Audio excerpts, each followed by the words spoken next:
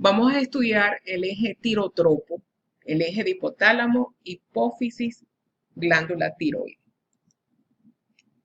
Los objetivos de esta clase, vamos a hablar de la glándula tiroides, las características anatómicas, las características histológicas de la glándula, la síntesis de las hormonas tiroideas, la importancia del yodo en la síntesis de las hormonas tiroideas, el mecanismo de acción de estas hormonas, las funciones, la regulación a través de el eje hipotálamo, hipófisis, TRH, TSH, y las alteraciones en la secreción. El eje tirotropo comienza en el hipotálamo con la síntesis y secreción de la TRH. La TRH va a estimular a la adenohipófisis para que se sintetice y se secrete TSH. La TSH actúa sobre la glándula tiroide para que se sintetice y se secreten las hormonas tiroideas, principalmente T3 y T4. La glándula tiroide se encuentra ubicada por debajo de la laringe y por delante de la tráquea. En su vista posterior, la glándula tiroide contiene a otra glándula, la paratiroide. Y la paratiroide va a sintetizar y secretar las paratormonas. Tiene un peso estimado de 15 a 20 gramos. Secreta tirosina T4, triiodotironina T3 y calcitonina. La función principal de las glándulas tiroideas T3 y T4 es porque ellas regulan el metabolismo de los tejidos. Es la función principal. La calcitonina va a regular el metabolismo del calcio. La T4 tiene una mayor secreción, un 93%, y la T3 un 7%. La T3 es 4 veces más potente que la T4. La T4, la tirosina, tiene mayor afinidad por las proteínas plasmáticas, de manera que ellas se liberan más lentamente, se liberan cada 6 días. La T3 tiene menor cantidad y duración en la sangre y su liberación es más rápida cada un día. Es más rápida porque tiene menor afinidad por las proteínas plasmáticas. La forma de transporte de las hormonas tiroideas es a través de las proteínas plasmáticas. La T4, mayor afinidad, se libera más lenta. La T3, menor afinidad, se libera más rápido. Ambas contienen aminoácidos que tienen yodo. En los tejidos se produce la desyodación de T4 a T3. La glándula tiroide tiene folículos que están cerrados. Estos folículos en su porción interna contiene coloides y allí están las tiroglobulinas. En su parte externa están las células epiteliales, que son las células foliculares, que es la unidad funcional del folículo. Aquí vemos las células foliculares, tiene células parafoliculares y estas células parafoliculares son las que van a sintetizar la paratormona. El flujo sanguíneo por minuto equivale a 5 veces el peso de la glándula. Para la formación de las hormonas tiroideas es fundamental el yodo. El yodo es un elemento esencial para la síntesis de estas hormonas tiroideas. Se requieren 50 miligramos de yodo al año para la síntesis. Eso equivale más o menos a 1 miligramo de yoduro por semana. Para evitar las deficiencias de yodo, a la sal común que se le agrega una parte de yoduro sódico por 100.000 partes de cloruro de sodio. Los requerimientos diarios de yodo al día es de 1 por 2 microgramos por kilogramo de peso vía oral. La absorción de el yodo es a través de la vía oral y después pasa a la sangre y su excreción es renal. Para la síntesis de la hormona tiroidea necesitamos entonces el yodo. Vamos a ubicarnos en esta figura para extrapolarnos a esta. Este es el folículo, la porción interna que es coloide y tenemos acá la porción externa. En el coloide vamos a tener una membrana apical. Esta es la membrana apical. Esta es la parte superior acá, va a ser la porción del coloide. Y la parte inferior va a contener la membrana basal, es la que se dirige hacia o la que mira hacia el capilar. Entonces tenemos aquí coloide, esta es la parte superior, la que va hacia el capilar es la membrana basal, la tenemos aquí en la parte inferior. Esto para ubicarnos anatómicamente. Bueno, entonces para la síntesis de las hormonas tiroideas necesitamos yodo y necesitamos la tiroglobulina. La tiroglobulina es una proteína que se va a sintetizar dentro de las células foliculares. Se sintetiza en el núcleo, se produce la transcripción, la traducción y la síntesis en el retículo endoplásmico rugoso, pasa el aparato de Golgi y ella se va a empaquetar en forma de vesícula, va a estar dentro de la célula folicular.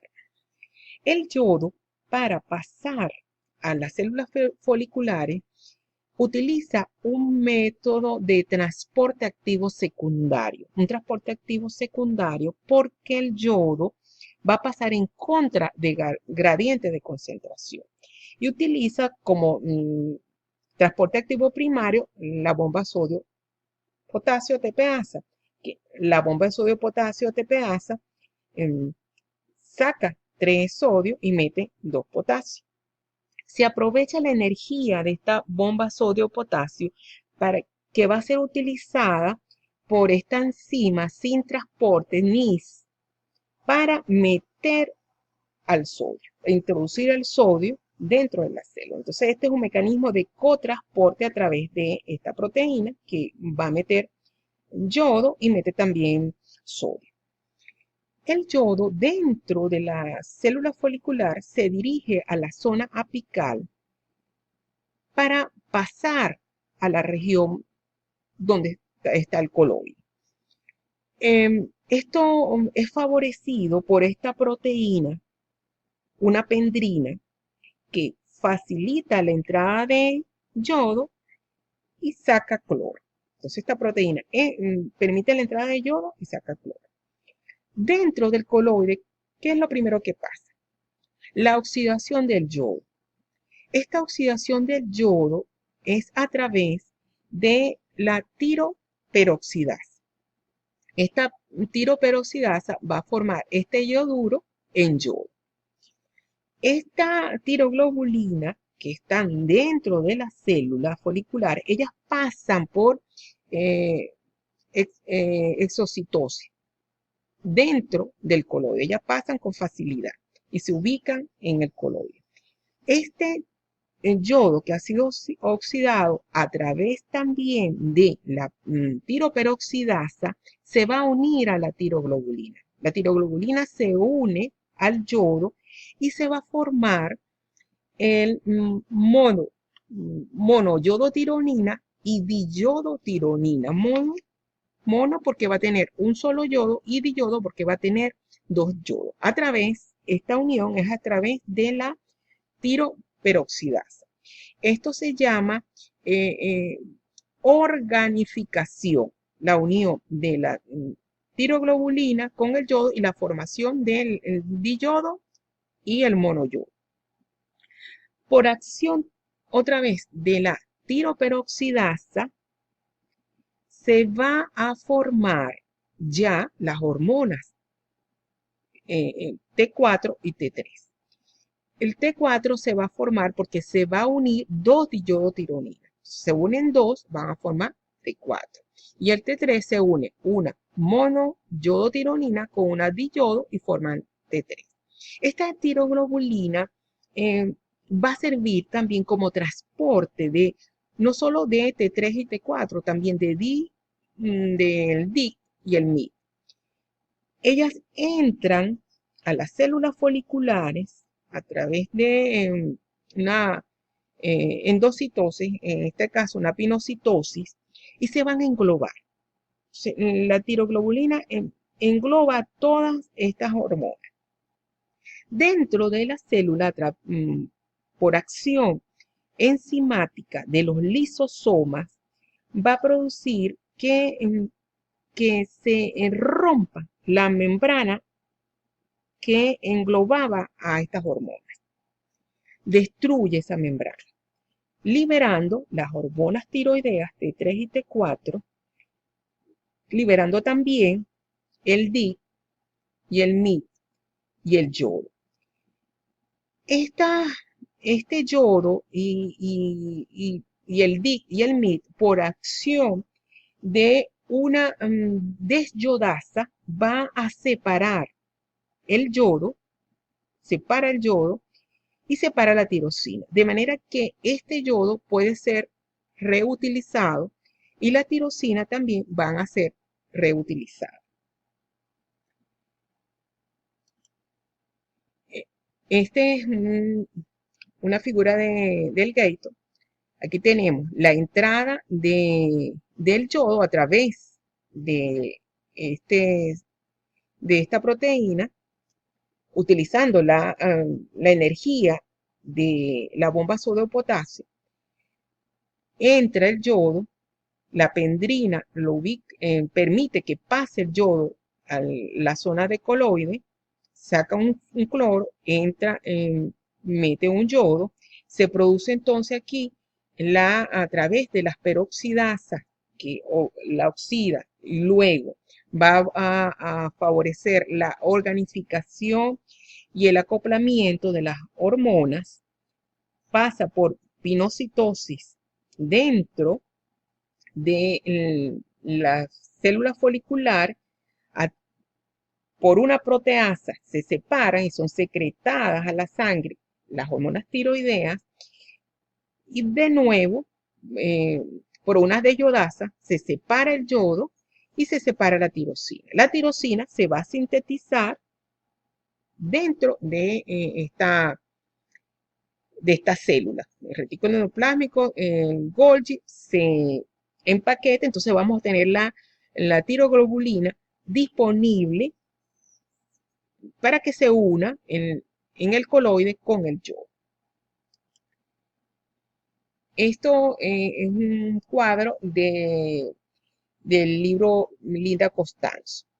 Tenemos aquí la síntesis de la tiroglobulina, que se en el retículo endoplásmico rugoso, en el aparato de Golgi, el cotransporte de sodio con yodo en la membrana basal, la oxidación que ocurre ya a nivel de la membrana apical, la organificación, formación de MIT y DIT, la reacción o acoplamiento para la formación de T3, T4 en la membrana apical, todas estas son acciones de la peroxidasa, la endocitosis, que pasa ya a la célula, y se hidroliza por los lisosomas, y luego la desyodación intracelular para que va a ser reciclado, reutilizado el yodo y la tirosina.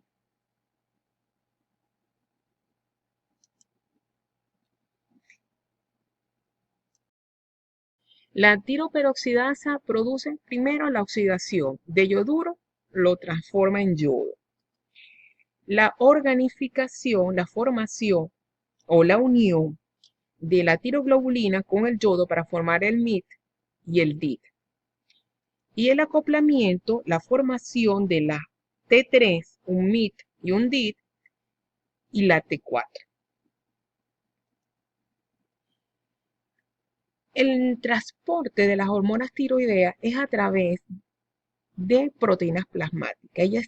están unidas a proteínas plasmáticas. El 99% están unidas a proteínas plasmáticas. La T4 se une con más fuerza a las proteínas que la T3. La globulina fijadora de tirosina, en un 70% estas hormonas están unidas a esta globulina. Un 20% están unidas a la albúmina y un 10% a la prealbúmina. El hecho de que la T4 tenga mayor afinidad por estas proteínas plasmáticas hacen de que su liberación de esta proteína sea más lenta que en la T3, que tiene menor afinidad a las proteínas plasmáticas. El mecanismo de acción de las hormonas tiroideas es a través de receptores, pero receptores nucleares. Ellas actúan unidas a receptores nucleares y de aquí se produce la transcripción, la traducción y la formación de proteínas y cumple de esta manera su función. Esta figura es del Gate. ¿Qué tenemos acá? Que las hormonas tiroideas van a actuar en la célula diana a través de receptores nucleares, haciendo que estimulando la transcripción de genes, estimulando la transcripción del ADN, aumenta el ARM mensajero. De esta manera va a estimular la síntesis de nuevas proteínas. Va a actuar en muchos sistemas. Estimula el desarrollo y crecimiento. Estimula el desarrollo y maduración del sistema nervioso central. En el sistema cardiovascular, ¿qué vamos a tener? Un aumento del gasto cardíaco, hay un aumento del flujo sanguíneo hacia los tejidos, hay un aumento de la frecuencia cardíaca, hay un aumento de la fuerza del corazón, hay un aumento también de la respiración, de la frecuencia respiratoria. En el metabolismo, ella va a aumentar la síntesis de las mitocondrias. Aumenta o estimula la bomba sodio-potasio ATPasa, aumenta el consumo de oxígeno, aumenta la absorción de glucosa, aumenta los niveles de glucosa, aumentando la gluconeogénesis y aumentando también la glucogenólisis. Hay un aumento de la lipólisis, hay un aumento de la síntesis de proteínas y todo esto trae como consecuencia que la acción principal de las hormonas tiroideas es aumentar el metabolismo basal.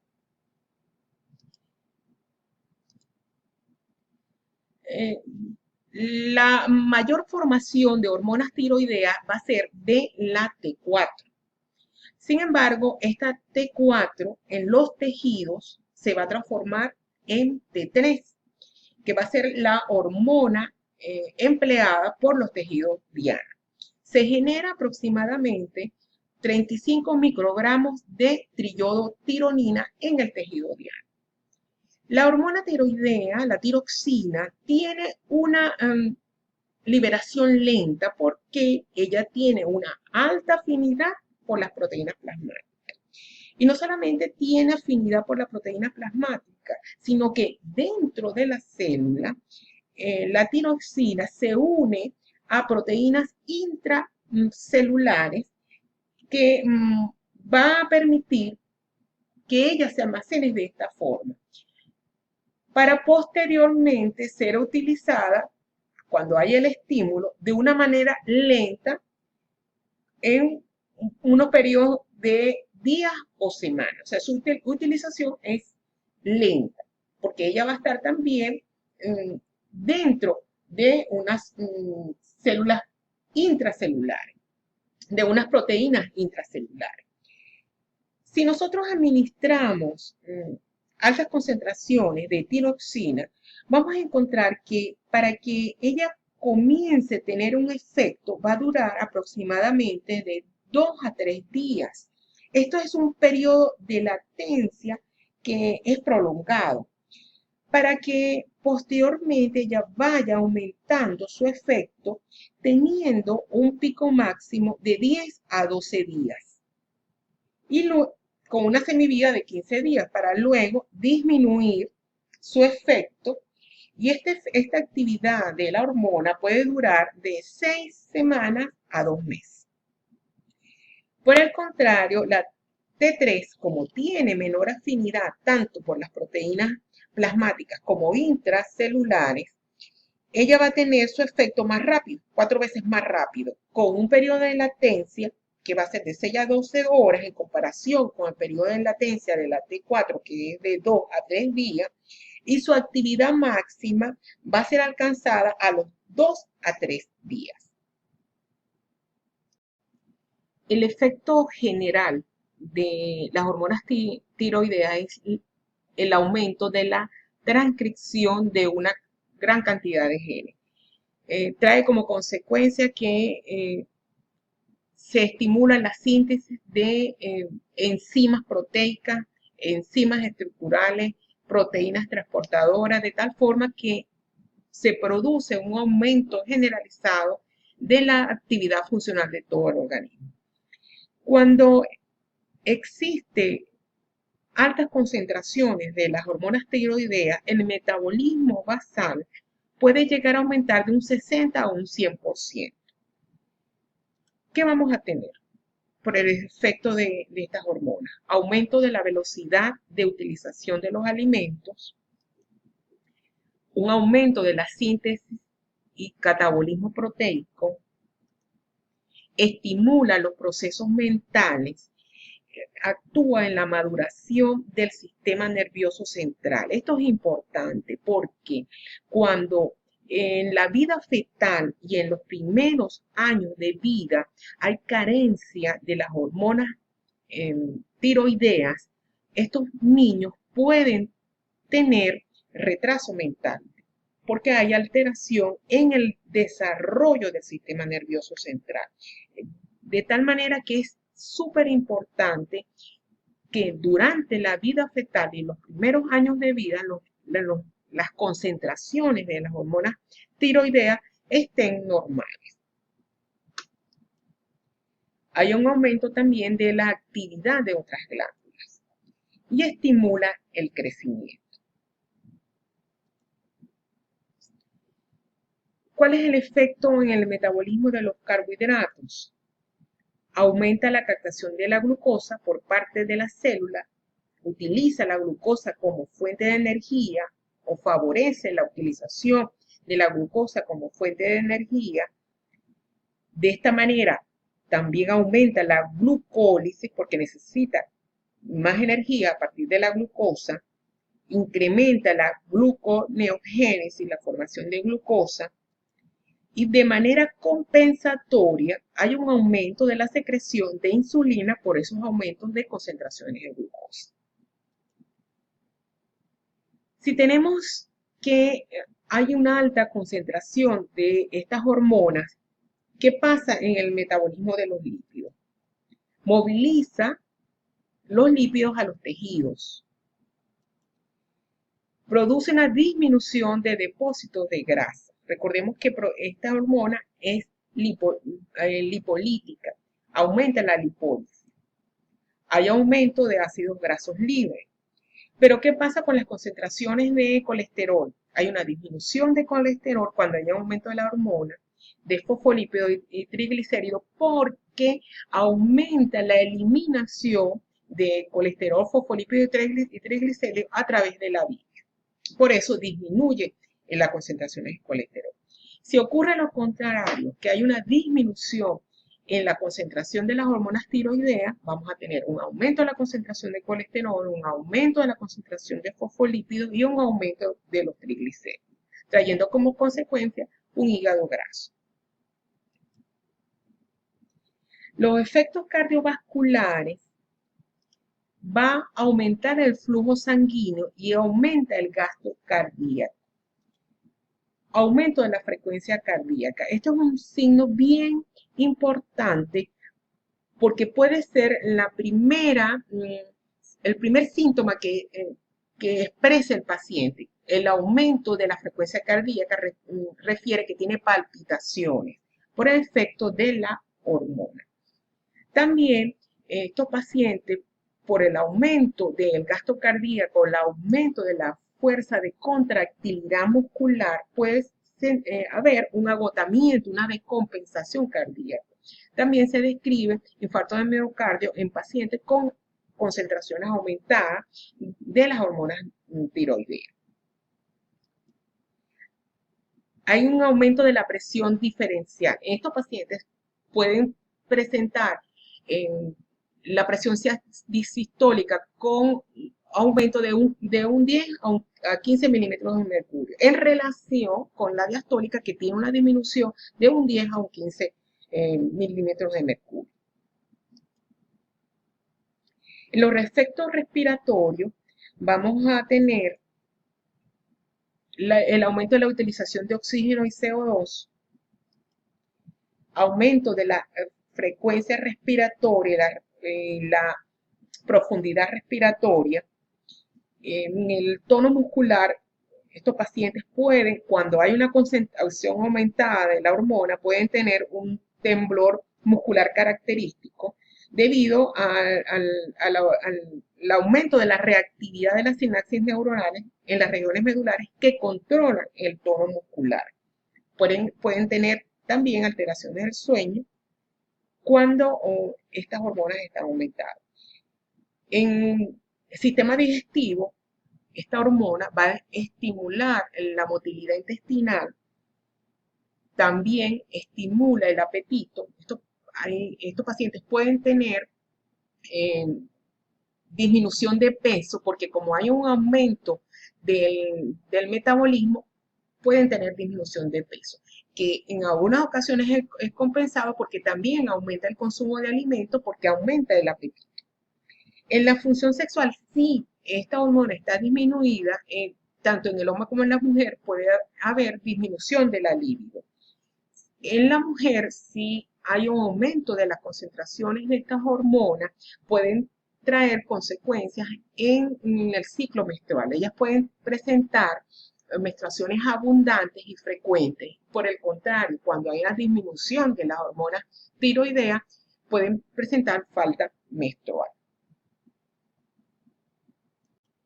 La regulación de la secreción de las hormonas tiroideas está dada por el hipotálamo y la adenohipófisis.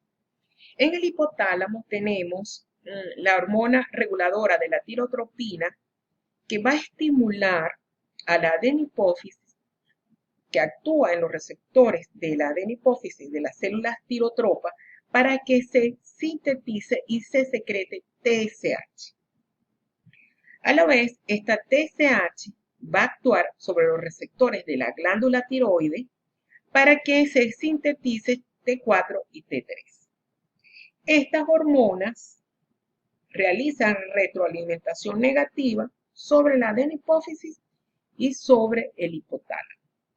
También el frío actúa en los centros reguladores de la temperatura en el hipotálamo para estimular la liberación y la síntesis y liberación de la TRH, para estimular de esta manera la síntesis de las hormonas tiroideas. Las emociones también actúan a nivel hipotalámico para que se sinteticen o aumente la síntesis de las hormonas tiroideas a partir de este eje TRH-TSH. Esta analogía del doctor Carlos Alfonso Viules me gusta porque dice que la secreción de las hormonas tiroideas es más o menos como las alas del avión. Cuando T4 está disminuida, está baja, la TSH está alta.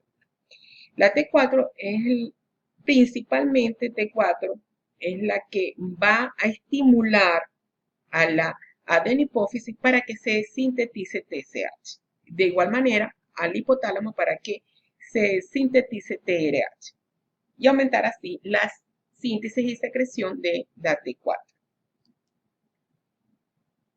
La primera, en el hipotálamo tenemos la síntesis y secreción de TRH, que va a estimular la síntesis y secreción de TSH, va a actuar sobre los receptores en la adenohipófisis de las células tirotropas, dependiente de una proteína G, activando la fosfolipasa C. y de esta manera aumenta la síntesis y secreción de la TSH, estimulando la formación de la hormona TSH. La TSH, el mecanismo de acción es a través de una proteína, puede ser tanto S como la proteína Q. Con la proteína Q va a activar la fosfolipasa C y de esta manera se forma el diacilglicerol y el IPT3, estimulando la liberación de calcio y toda la cascada para la síntesis y secreción de las hormonas tiroideas. También estimula la adenilato ciclasa. Ese es un mecanismo de acción. La TSH favorece la formación de las hormonas tiroideas porque aumenta la proteólisis de la tiroglobulina, hay un aumento de la actividad de la bomba de ioduros, intensifica la yodación de la tirosina y aumenta el número de células tiroides. Las alteraciones en la secreción de las hormonas tiroideas pueden ser en menos o en más. En el hipertiroidismo generalmente está asociado a un aumento del tamaño de la hormona tiroidea.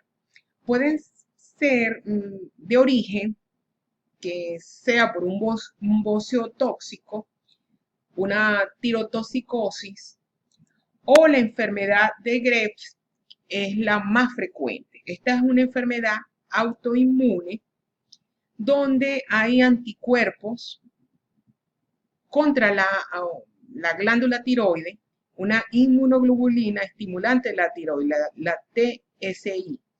Esta inmunoglobulina produce una actividad, actúa sobre los receptores de la TSH y produce una actividad continua y prolongada de la síntesis de AMP5, trayendo como consecuencia que aumente la síntesis y secreción de las hormonas tiroideas.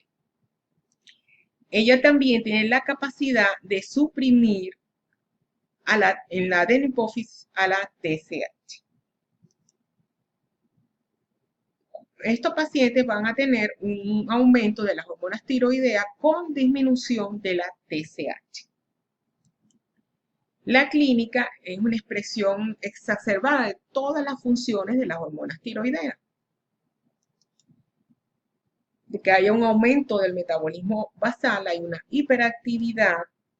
El paciente puede tener pérdida de peso, aumento del apetito, palpitaciones, intolerancias al calor, oftalmopatía, pero recuerde que esta hormona tiene acción sobre todos los órganos y como es una hormona catabólica, dependiendo del órgano específico, va a tener una clínica ese paciente. Entonces, a nivel cardiovascular va a tener palpitaciones, aumento de la frecuencia cardíaca, en el sistema digestivo, aumento de la motilidad, en el sistema nervioso, el paciente puede tener hiperactividad, irritabilidad, alteraciones del sueño. El esoftalmo es una característica de los pacientes que tienen hipertiroidismo. Esto es una prominencia de los globos oculares por el estímulo del nervio óptico, con daño en la visión. Esta producción ocular se debe a una tumefacción edematosa de los tejidos retroorbitarios y se producen también diversas lesiones degenerativas de los músculos extraoculares. Cuando la secreción es en menos, tenemos los pacientes con hipotiroidismo, toda la clínica va a ser por disminución de las concentraciones de las hormonas tiroideas. Tenemos las hormonas tiroideas disminuidas y la TSH aumentada. ¿Qué va a presentar el paciente si tenemos las hormonas disminuidas, las hormonas tiroideas? Fatiga, somnolencia, aumento de peso porque se lentece todo el metabolismo, lentitud, voz ronca, hay un edema, mixedema. También va a presentar ateroesclerosis. Recordemos que aumenta toda la concentración de los lípidos, de los triglicéridos, del colesterol, de los ácidos grasos. Ahí en estos pacientes se caracteriza por un edema generalizado. Cuando hay en la infancia o en la vida fetal y los primeros años de vida hay disminución de las concentraciones o la ausencia de las hormonas tiroideas, se presenta el cretinismo.